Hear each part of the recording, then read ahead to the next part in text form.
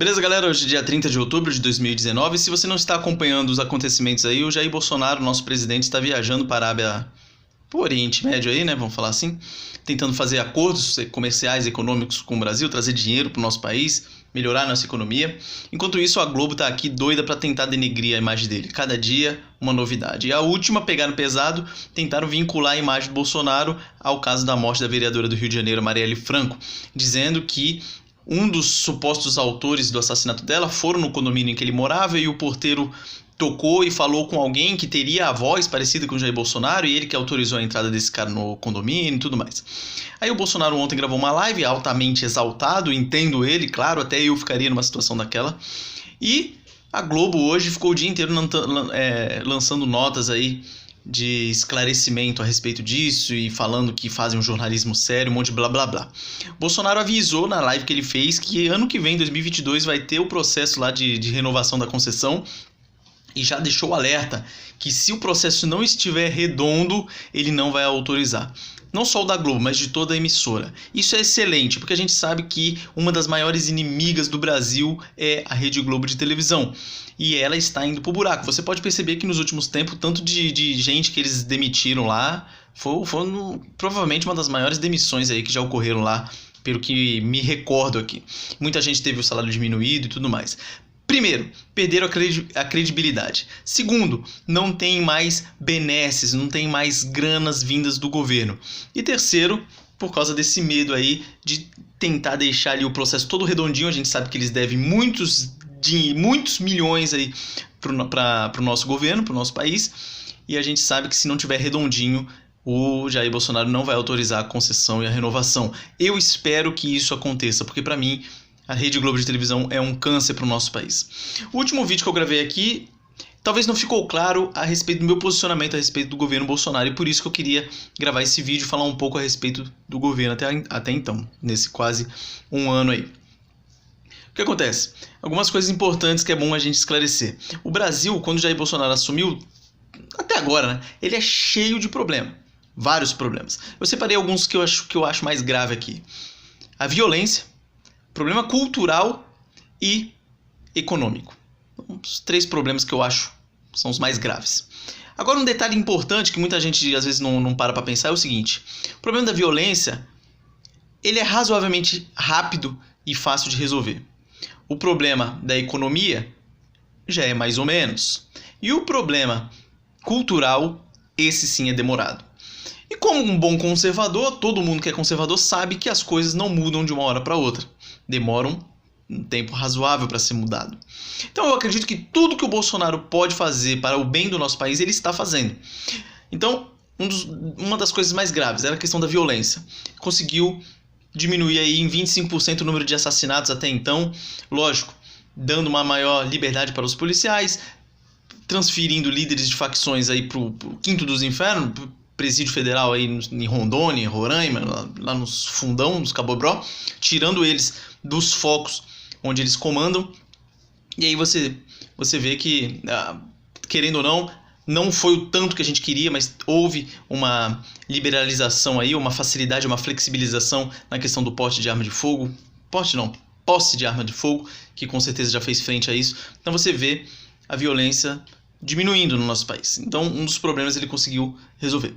O outro problema, a gente vai ficar naquela briga entre o que é mais importante, o problema cultural ou econômico. A meu ver, claro que é cultural.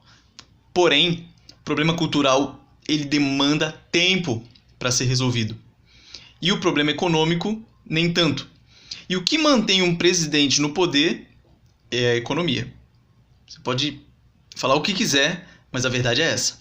Quando o Lula era presidente, todas as falcatruas rolando, tudo que é rolo, porém a economia ia muito bem, obrigado, lógico, usando a reserva de dinheiro que o Brasil tinha, e aí ninguém falava nada, ficou bem. Todos os problemas que começaram, em especial durante o governo Dilma, foi por causa da questão econômica. Então na questão econômica o Brasil está indo bem também. Flexibilização, facilidade para o empresário, desestatização, está diminuindo o tamanho do Estado.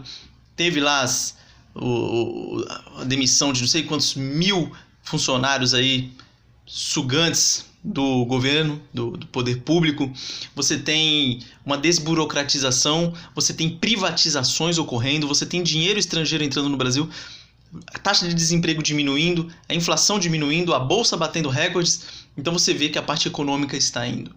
E é lógico que o problema cultural, ele demanda tempo. E demanda tempo, e além disso, não é uma questão apenas que o Bolsonaro tem que resolver, não.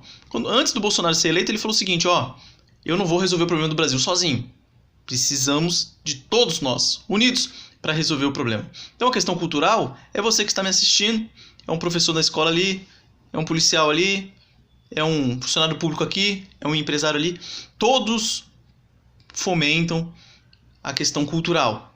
Então é uma coisa que vem de baixo para cima. E isso, ele pode melhorar isso, claro. A partir do momento que ele coloca, por exemplo, o ministro da Educação nosso, que assumiu, fez uma contenção e agora vai começar a botar para frente a questão da educação no nosso país, você vai acabar tendo uma melhoria nisso. Mas só que isso aí, meu camarada, demora anos, porque você tem que... uma geração inteira. Olha quantos anos nós temos influência estatizante, influência socialista no nosso país. São muitos anos. Para você mudar isso, demora. Então qual que é a prioridade do governo, ao meu ver, que ele está fazendo coisas boas? A prioridade dele é se manter no poder. É se manter para aí sim, com o tempo, ele consegue trocar ministro do Supremo Tribunal Federal, ele consegue fazer com que nós vejamos as coisas de uma forma diferente e nós consigamos votar em pessoas direitas, né? Direitas, não estou falando de pessoas honestas para assumir o nosso legislativo, porque querendo ou não, o legislativo é o poder mais forte que o Brasil tem. O poder legislativo, e aí eu coloco a Câmara e o Senado, ele pode tirar o presidente da República, ele pode tirar o ministro do Supremo Tribunal Federal. Agora, para você tirar um deputado, já é um pouco mais complicado. A lá Renan Calheiros, vejam aí o tanto de tempo, o tanto de presepada que ele já fez e ele continua lá e ninguém mais nem fala dele. E quem é que coloca o pessoal do legislativo lá? Nós. Então, enquanto nós não mudarmos e começarmos a colocar gente lá que siga a maior parte da mentalidade brasileira, que é conservadora, a gente não pode ficar reclamando muito. Bolsonaro está fazendo o que dá para ele fazer. Então, olha que interessante. A maior parte da população brasileira é conservadora, porém, pouca gente sabe disso. Então isso é essencial. O povo brasileiro ele tem que ter a consciência de que ele é conservador, para que assim ele coloque pessoas conservadoras lá para assumir os seus cargos. Lembrando que ano que vem terão eleições municipais e a municipalidade é importantíssima também. Agora, eu até anotei aqui o que seria um mundo ideal. Um mundo ideal, na hora que o Bolsonaro assumisse, seria a maioria da população ciente que é conservadora, a maioria do Congresso conservador, um presidente conservador, a maioria dos conservadores no Supremo Tribunal Federal e uma mídia isenta. Isso seria aí o melhor dos mundos. Porém, o que nós temos? Só o presidente conservador aqui no caso. Só o presidente conservador. Então, no que dá para ele fazer, ele está fazendo. Não adianta ele chegar na voadora contra o ministro do Supremo ou contra o Legislativo, que antes da primeira legislatura ele já estava na rua, já botariam ele para correr. A gente vê isso aí. Olha o tanto de inimigo que ele tem. Agora um deles aí, mais um, a Globo. Porque com certeza vai acabar prevalecendo essa versão da Globo aí. Não é todo brasileiro que fica correndo atrás de político para entender o que realmente está acontecendo, se bem que esse movimento está crescendo bastante. Mas ontem eles falaram isso durante o Jornal Nacional, horário nobre. Querendo ou não, tem muita gente que assiste ainda. E mesmo se eles se desculpassem, coisa que eles não vão fazer, provavelmente vai ser em outro horário e em alguma mensagem que não vai ter a mesma repercussão que teve ontem. Então, eu estou aqui, apoio ao Bolsonaro até o momento em que eu pegar ele na errada mesmo de corrupção, fazendo alguma cagada assim desse tipo, que eu acho bem difícil, porque ao meu ver, ele foi adestrado no fogo, como a gente fala no militarismo, 30 anos dentro do legislativo, quase 20 dentro do exército brasileiro, nunca foi pego em presepada nenhuma, coisa errada, então eu acho muito difícil ele escorregar nesse momento. Então, aqui estou apoiando ele até o fim. Então, para fechar, o que dá para fazer, ele está fazendo, e eu confio na integridade do presidente, que foi adestrado, como eu já disse, no fogo. Forte abraço e até a próxima.